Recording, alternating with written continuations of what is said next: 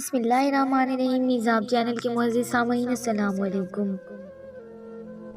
तुम यहाँ क्या कर रही हो? रूबो उसके पीछे खड़ा पूछ रहा था, जबकि उसके हाथ में मोबाइल फ़ोन वो देख चुका था। अच्छा, फातिमा भी से बात कर रही थी। ये कोई वक्त है उनसे बात करने का? चलो आओ अंदर, तुम्हारे फ़ोन से नहीं लगेगा उनका नंबर। मैं फ़ोन मिला के देता हूँ। मेरे ख्याल में इस वक्त वहाँ भी बहुत रात हो चुकी होगी। तुम काँप क्यों रही हो? तुम्हें ठंड लग रही है?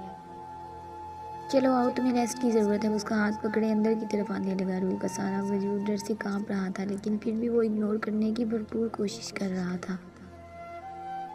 रूह ने मुश्किल अपना आप छुड़वाने की कोशिश की, मगर नाकाम। बेबी, तुम इस तरह से कांप क्यों रही हो? मुझे तुम्हारी तबीयत ज़्यादा ख़राब लग रही है। तुम कुछ खा लो।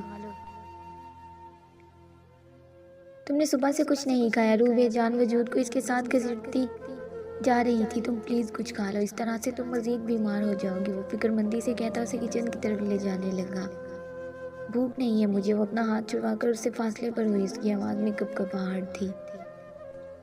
लेकिन खाना खाना पड़ेगा ना। तुम यहाँ पर बैठो, मैं खाना गर्म करता हूँ। इसे ज़बरदस्ती चेयर पर बिठाकर खाना गर्म करने लगा। आज की शाम में बहुत स्पेशल बनाना चाहता था, लेकिन आप फिक्र ना करें। आज की शाम जो सरप्राइज़ आपने मुझे दिया है वो सारी ज़िंदगी याद रखूँगी। रूह ने उसकी बात काटकर उसे शर्म दिलाने की कोशिश की थी। चेहरा जब्त से सुर्ख हो रहा था, आवाज़ में वाज़िया कपकपाहट थी। यारिम ने उसकी बात सुनकर एक नज़र उसे देखा और फिर खाना लाकर उसके सामने रखा। ये सिर्फ तुम्हारी गलतफहमी है और कुछ नहीं। तुम फिर से झूठ बोल रहे हो। तुमसे फिर से झूठ बोला गया है, और तुम यकीन मैंने अपनी आंखों से देखा है। सैयद यारिम काज़मी वो टेबल पर हाथ मारकर उठती चिल्लाकर बोली थी। इसके इस तरह से कहने पर न जाने क्यों यारिम मुस्कुरा दिया। फिर काफ़ी देर उसके चेहरे के तासुरात देखता रहा और फिर ठहर ठहर कर बोला, रूह तुम जानती हो ना, आई लव यू। उसकी आंखों में देखता न जाने उसे क्या कहना चाहता था। तुम जानती हो ना मैं तुमसे कितना प्यार करता हूँ। वो रूह के करीब आकर खड़ा हुआ। रूह ने उसकी बात पर सर झटका था। रूह, तुमने सब कुछ अपनी आंखों से देखा है। इस शख्स को मारते हुए तुमने देखा मुझे, तो ये भी जानती होगी कि मैंने उसे क्यों मारा। वो तुम्हें उठा कर ले गए थे, तुम्हें मारना चाहते थे। रूह, सिर्फ मेरी मौत मेरे अल्लाह के हाथ में है। आप कौन होते हैं किसी की ज़िंदगी का फैसला करने वाले? रूह की आंखों से आंसू छलक पड़े। यानी ने एक नज़र घूर कर उसे देखा। मुझे इतनी ऊंची आवाज़ पसंद नहीं है रूह। तुमसे प्यार करता हूँ इसलिए बर्दाश्त कर रहा हूँ, वरना अभी तक तुमने मेरी दरिंदगी की एक झलक भी नहीं देखी और तुम्हें मैं दिखाना भी नहीं चाहता। सो मुझे मजबूर मत करो। और एक बात याद रखो, तुम मेरी कमज़ोरी और हमारी दुनिया में अपनी कमज़ोरियों को जड़ से उखाड़ कर फेंक दिया जाता है। मैं ऐसा करने से पीछे नहीं हटूंगा। वो एक एक लफ्ज़ चबा चबा कर बोला था।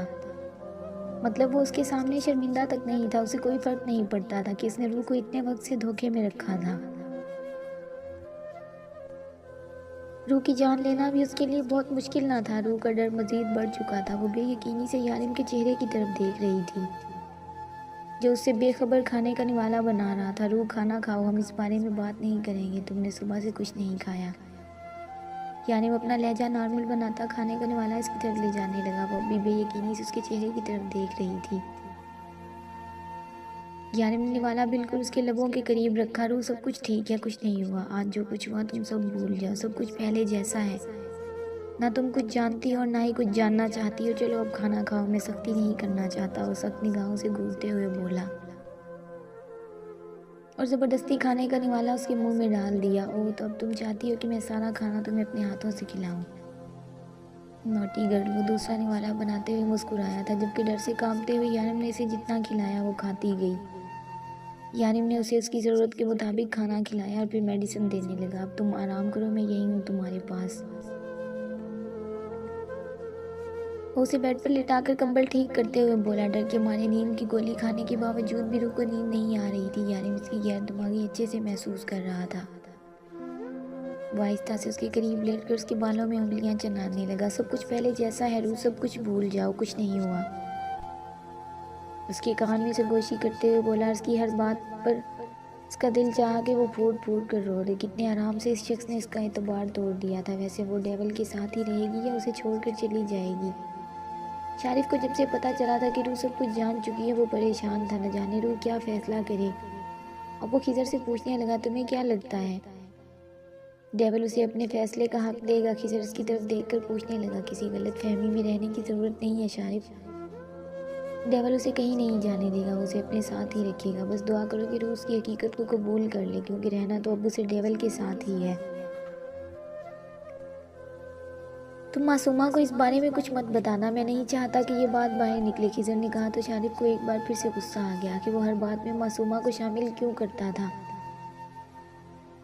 देखो खिजर, मासूमा किसी की कोई खबरी नहीं है जो खबर बाहर ले जाएगी, शारिफ ने गुस्से से कहा। लेकिन इस वक्त इसका लड़ने का कोई मूड ना था। मैं ऐसा नहीं कह रहा हूँ शारिफ, लेकिन मैंने खुद उसे इंस्पेक्टर से बात करते हुए सुना है। उसे हमारी खबरें देती है, तुम गारंटी ले लो। वो भी विक्रम के बारे में भी सब जानता था, और इसे सब कुछ बताने वाली मासूमा ही है। तुम यकीन करो या ना करो, मैंने डेविल को इस बारे में बताया था, लेकिन उसने कहा कि हमें ये सारी बातें पहले तुम्हें बतानी चाहिए ताकि तुम्हें बाद में बुरा ना लगे, वरना तुम जानते हो कि डेविल के साथ गद्दारी करने वालों का अंजाम क्या होता है। वो इसका कंधा थपथपाकर बाहर जाने लगा था। मैं साबित करूंगा खिजर की मासूमा इस सब में मुलविस नहीं है, फिर तुम्हें सबके सामने उससे माफ़ी मांगनी होगी। वो गुस्से से बोला था। अफसोस तुम्हें हम पर यकीन नहीं है शारिफ, मोहब्बत अंधी होती है। वो नफ़ी में सर हिलाता बाहर निकल गया। उसकी अचानक आंख खुल गई थी। फिर से वही मंजर आंखों के सामने था जो उसने अभी अपनी आंखों के पार देखा था। ज़मीन पर तड़पता हुआ आदमी, उसके करीब खड़ा जालिम दरिंदा जो पल में उसकी ज़िंदगी छीन गया। वो एक बार फिर निढाल सी होकर बिस्तर पर गिर गई थी। मैं नहीं रह सकती ऐसे लोगों के बीच। ये सब लोग कातिल हैं। मुझे मेरे घर वापस जाना है, मुझे वापस पाकिस्तान जाना है। क्या कोई भी ऐसा नहीं जो मेरी मदद कर सके? सालिम से भी मैं राब्ता नहीं कर सकती, बस वही मेरी मदद कर सकता है। काश मैं पहले उसकी बातों पर यकीन कर लेती।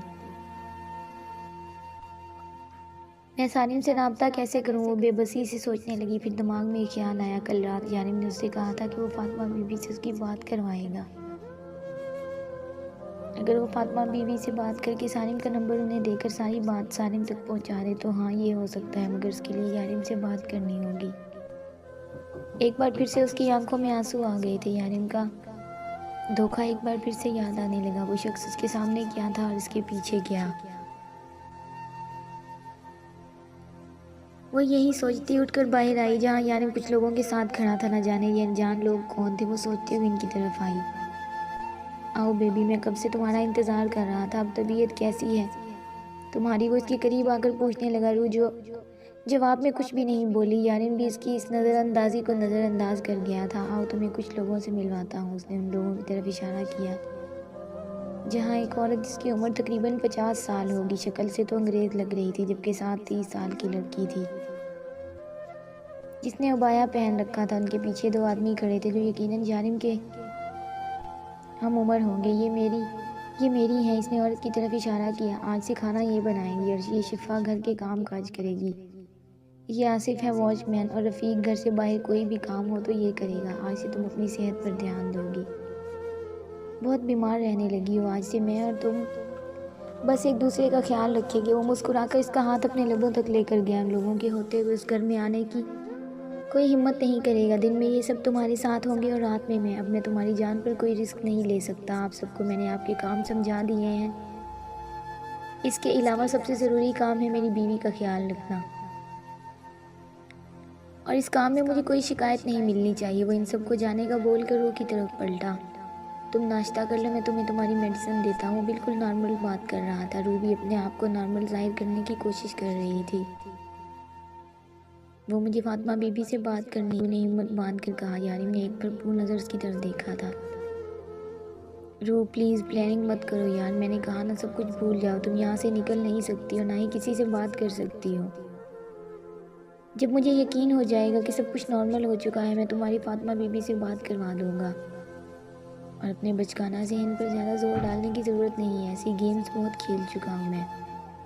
चलो नाश्ता करो। उसकी प्लानिंग पर पानी फेरता उसे अपने साथ लेकर जाने लगा, जबकि रूह को समझ नहीं आ रहा था कि वो उसके दिमाग तक इतनी आसानी से कैसे पहुंच सकता है। ये लोग जो यारिम ने इसके लिए काम पर रखे थे वो काम कम और इसकी जासूसी ज़्यादा करते। मेरी ने खाना लाकर उसके सामने रखा जिसे उसने खाने से इनकार कर दिया। सुबह तो यारिम के डर से उसने नाश्ता किया था और यारिम के अलावा इस पर कोई अपनी नहीं चला सकता था, इसलिए उसने साफ साफ खाने से मना कर दिया। उन लोगों के साथ उसका रवैया भी ऐसा था कि एक बात के बाद वो दूसरी बात नहीं करते। मैम प्लीज़ खाना खा लीजिए वरना हमें सर को कॉल करके बताना होगा। शिफा जो कब से उसके नखरे बर्दाश्त कर रही थी, उसके पास आकर बोली, जिसको मर्जी बताओ मैं तुम्हारे सर से डरती नहीं हूँ। वो पता नहीं क्यों इतनी ऊंची आवाज़ में बोली थी, शायद वो इस पर जाहिर करना चाहती थी कि वो यारिम से नहीं डरती, या शायद वो अपना डर कंट्रोल करने की कोशिश कर रही थी। मैं भी यही चाहता हूँ कि तुम मुझसे बिल्कुल भी ना डरो। वो कब इसके पीछे आकर खड़ा हुआ, रूह को पता भी ना चला, जबकि उसकी आवाज़ सुनकर दिल इतनी ज़ोर से धड़का था कि उसे लगा अभी बाहर आ जाएगा। उसने पलट कर देखने की गलती ना की। मुझे लगा ही था कि तुम इन लोगों की बात मान कर खाना कभी नहीं खाओगी, इसीलिए तो स्पेशली तुम्हारे लिए घर वापस आया हूँ। चलो खाना खा लो। उसका कपकपाता हाथ पकड़कर यारिम बेख्तियार मुस्कुराया था। फिर न चाहते हुए भी रूह बिना कुछ बोले खाना खाने लगी। इस बार जब यारिम ने उसे अपने हाथ से खिलाने की कोशिश की, जिस पर रूह ने बाकायदा यारिम को अपने हाथ दिखाए थे, लेकिन ज़बान से ये नहीं कह पाई कि मेरे हाथ नहीं टूटे हैं। वैसे तुमने मुझे बताया नहीं कि उस ड्रामे में फिर आगे क्या हुआ। उसकी बर्थडे वाली रात वो यारिम को किसी ड्रामे की कहानी सुना रही थी और फिर कहा था कि आगे जब आएगी किस्त बताऊंगी। यारिम को ना तो उस कहानी में इंटरेस्ट था और ना ही उस ड्रामे में, मगर कहानी सुनाते हुए रूह इतनी क्यूट क्यूट शक्लें बनाती थी कि यारिम को वो कहानी सुनने में बहुत मज़ा आता। रूह इससे बिल्कुल बात नहीं कर रही थी। यारिम कब से उसके करीब बैठा उसे किसी न किसी बात पर बोलने पर मजबूर कर रहा था, मगर नाकाम रहा। कब तक चलेगा ऐसा? ये सब कुछ मैंने कहा ना, मैं गलत नहीं हूँ। तुम एक बार में मेरी बात समझती क्यों नहीं हो रूह? इन लोगों में कोई भी मासूम नहीं था। मैंने किसी मासूम की जान नहीं ली, बल्कि कितने ही मासूमों को दरिंदगी का निशाना बनाया था उन लोगों ने। मैंने उन्हें दुनिया से हटाकर नेक काम किया है। ऐसे लोगों को दुनिया में रहने का कोई हक नहीं। यारिम ने देखा, न जाने कब से उसके पास बैठी वो रो रही थी। रोने से कुछ नहीं होता, यहाँ पर बहादुर बन के चलना पड़ता है। कमज़ोर लोगों की दुनिया में कोई औकात नहीं है। मैं जब यहाँ आया था बहुत कमज़ोर था, इतना कमज़ोर कि लोगों से बात करते हुए भी खौफ आता था मुझे। इस दुनिया में सबसे ज़्यादा नफ़रत अपने बाप से थी, इसलिए मैंने उसे मार दिया। रूह ने बेख्तियार उसकी तरफ देखा। मतलब सारिम सच कह रहा था, वो अपने बाप का कातिल था। जानती हो रूह, मेरी माँ ने मुझे बचाने के लिए मेरे बाप के कत्ल का इल्ज़ाम खुद पर ले लिया। मैंने नहीं फंसाया था उसे। मेरी माँ ने मुझे बचाने के लिए न जाने ज़िंदगी कितने साल जेल में काटी। वो मुझे नेक इंसान बनाना चाहती थी, एक अच्छा काबिल इंसान। लेकिन जब उसे पता चला कि मैं ये काम करता हूँ, मेरी माँ ने मुझे छोड़ दिया। वो मेरी शक्ल भी नहीं देखना चाहती। वो कहती है जिस दिन मैं ये सब कुछ छोड़ दूँगा, वो मुझे मुस्कुरा कर गले लगा लेगी। वो भी तुम्हारी तरह है, बहुत ज़िद्दी, लेकिन तुम्हारी तरह वो भी ये नहीं समझती कि मैं कुछ गलत नहीं कर रहा। उसे तो मैंने अपनी ज़िंदगी से दूर जाने दिया, लेकिन तुम्हें नहीं जाने दूंगा। वो तो मुझे छोड़ कर चली गई रूह, लेकिन तुम्हें कहीं नहीं जाने दूंगा। तुम्हें मेरे पास ही रहना होगा। तुम्हें याद है ना, तुमने मुझसे वादा किया था कि तुम मुझे कभी छोड़ कर नहीं जाओगी, तो फिर क्यों अपना वादा तोड़ना चाहती हो रूह? तुम कहीं नहीं जा सकती, कहीं भी नहीं। भूल जाओ सब कुछ, सब कुछ भूल जाओ। जो भी हुआ, जो भी तुमने देखा, हर एक बात। और अगर नहीं भूल सकती तो समझौता करो। ऐसे भी तो औरतें कितनी बातों में समझौता करती हैं, तुम भी कर लो। अरे इंसान अपनी ज़िंदगी में अपने प्यारों को भूल जाता है, तुम सिर्फ एक बात नहीं भूल सकती। भूल जाओ रूह, और ये रोना धोना बंद करो। यहाँ कमज़ोर लोगों की कोई औकात नहीं है, यहाँ सिर्फ ताकतवर लोगों की चलती है। उसके करीब बैठा उसे समझाने लगा था, जबकि रूह मुसलसल रो रही थी। फिर जैसे थक कर उसे देखते हुए बोली, डर नहीं लगता, तरस नहीं आता, इंसानियत नहीं जागती आप ही जब किसी को इस बेदर्दी से मारते हैं आप? रूह ने रोते हुए पूछा, आखिर आप इंसान ही हैं ना? इंसानियत नहीं है आप में? रहम, दर्द, हमदर्दी, क्या ऐसा कुछ भी नहीं है आप में? रूह चिल्ला चिल्ला के थक चुकी थी, जबकि यारिम उसके सामने पुरसुकून अंदाज में बैठा हुआ उसे सुन रहा था। बस इतना ही, या और भी कुछ बोलना चाहती हो? यारिम के कहने पर उसने सर झटका। फिर बाद में ये मत कहना कि मैंने तुम्हें बोलने का मौका नहीं दिया। उसकी बात को मजाक में डाल रहा था। हम हर रोज़ डिस्कवरी चैनल देखते हैं जिसमें एक शेर एक बकरी का पीछा कर रहा होता है। इसे देखकर हर इंसान दुआ मांगता है कि वो बकरी किसी न किसी तरह से बच जाए, जबकि वो शेर हर मुमकिन तरीके से उसे पकड़ने की कोशिश करता है। उसका मकसद बकरी की जान लेना नहीं, बल्कि अपनी भूख मिटाना होता है। मगर वो इंसान नहीं होता ना, इसलिए समझ नहीं सकता। उसके अंदर इंसानियत नहीं जागती है। वो बकरी को शिकार करने की कोशिश में लगा रहता है। और शेर की इस कोशिश के साथ हम सब लोग ये दुआ मांग रहे होते हैं कि वो बकरी बच जाए, वो इस शेर का शिकार ना हो। फिर बकरी के बचते ही हम लोग खुशी से तालियां बजाने लगते हैं। और टीवी बंद कर देते हैं। फिर हम एक बकरी को ज़िबा करके बिरयानी खाते हैं, तब हमारी इंसानियत कहीं नहीं जागती। हमें ना उस बकरी पर रहम आता है और ना ही उससे हमदर्दी महसूस होती है, क्योंकि यहाँ मामला पेट का है। तुम्हें पता है, डिस्कवरी पे इस बकरी को शिकार होते देख कर भी असल में हमें उस बकरी पर तरस नहीं आता, बल्कि हम उस शेर से नफरत करते हैं, क्योंकि हम उस शेर का कुछ नहीं बिगाड़ सकते ना। इसलिए इस तरह तरस हमदर्दी और रहम की तकरीरें करते हैं। यारिम ने चिल्लाते हुए कहा था। इंसान है ना, इंसानियत की बातें तो करेंगे ही। यारिम के डिम्पल नुमाया हुए शेर और यह इंसान अपनी भूख मिटाते वक्त तरस नहीं खाता। वो मुस्कुराते हुए बोला। रूह सर झटक कर मुंह मोड़ गई। तो क्या किसी की जान लेकर आप अपनी भूख मिटाते हैं? क्या सारिम की बात सच है कि आप दरिंदे हैं? किसी का खून देखकर आपको सुकून मिलता है? वो रोते हुए बोली थी। मुझे अच्छे लोगों से हमदर्दी होती है रूह, किसी के साथ बुरा होते हुए देखकर मेरी इंसानियत जागती है। हाँ, मेरी इंसानियत जागने का अंदाज थोड़ा अलग है।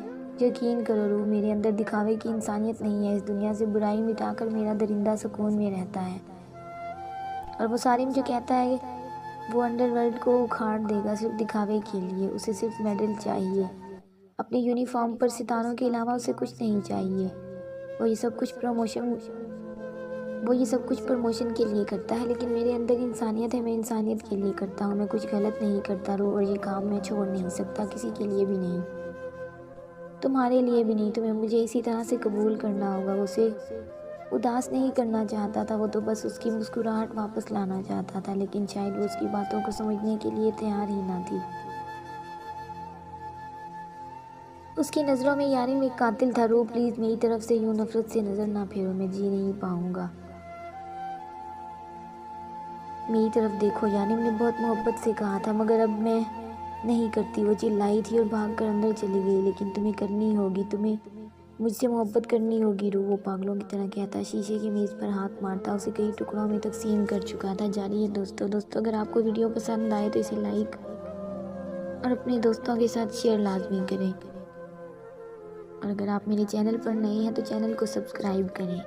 दोस्तों, वीडियो पे अच्छे कमेंट्स लाजमी किया करें। मिलते हैं नेक्स्ट एपिसोड में, तब तक के लिए अपना ख्याल रखें और दुआओं में याद रखें। अल्लाह हाफिज़।